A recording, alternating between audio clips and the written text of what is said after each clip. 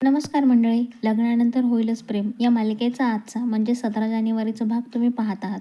कालच्या भागात आपण पाहिलं होतं की काव्याची पहिलीच मकर संक्रांती मानिनीताईंनी खूप प्रेमाने साजरी केली होती आणि आजच्या भागाची सुरुवात होते एका गोड सरप्राईजने. घरात अचानक कोणीतरी मानिनीताईचे डोळे झाकतो आणि त्या क्षणातच त्या ओळखतात की आलाय युग. युगचा आवाज ऐकताच घरात एक आनंदाचं वातावरण पसरतं. हॉटेलवर हसणारा राहणारा युग अचानक घरी आल्यामुळे सगळेच खुश होतात. मागच्या वेळी नापास झालेला युग आज मात्र आनंदाची बातमी घेऊन आलेला असतो. तो सांगतो की तो सेकंड सेमिस्टरमध्ये पहिल्या पाचात आला आहे. पार्थसह सगळेच त्याचं आनंदात कौतुक करतात आणि मागच्या अपयशाची कडू आठवण आज यशाने पुसली जाते. मानिनीताई युगवर भरभरून प्रेम करतात आणि त्याला म्हणतात की आज तुला जे हवं ते माग. काव्याही त्याचं कौतुक करते आणि रिझल्ट पार्टीची गंमत करते. पण त्या बोलण्यातून तिला स्वतःच्या पार्टीत झालेला तमाशा आठवतो आणि वातावरण थोडंसं शांत होतं. तेव्हाच मानिनीताई सगळ्यांचं लक्ष सणाकडे वळवतात आणि तिळगुळाच्या लाडवाचं काम सुरू होतं.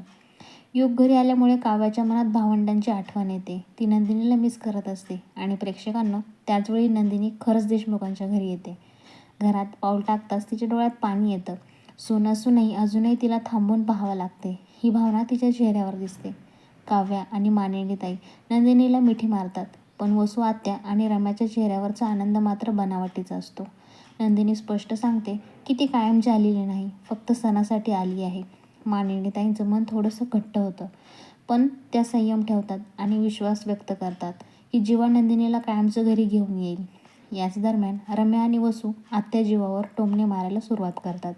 रिक्षात राहणं, हालापेष्टा, संघर्ष, पण नंदिनी मात्र आज गप्प बसत नाही. ती ठामपणे सांगते की जे काव्या आणि जीवाने केलं ते कधी ना कधी इतरांनीही केलं होतं. फरक इतकाच की काहींनी उघडपणे केलं आणि काहींनी शांतपणे सहन करत गेले.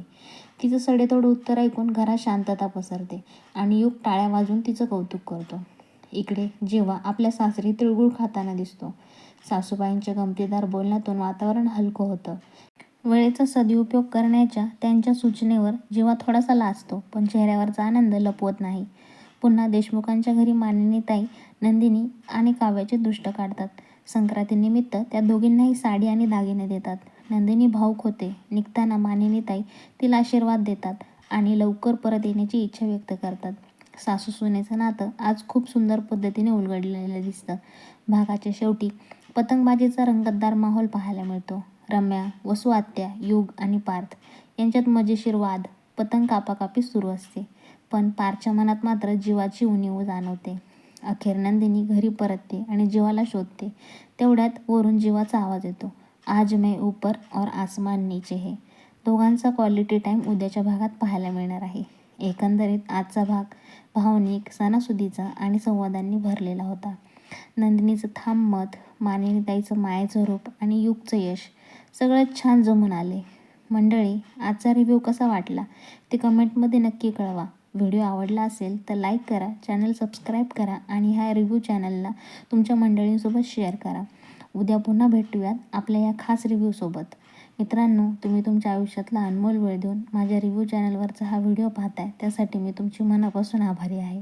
धन्यवाद.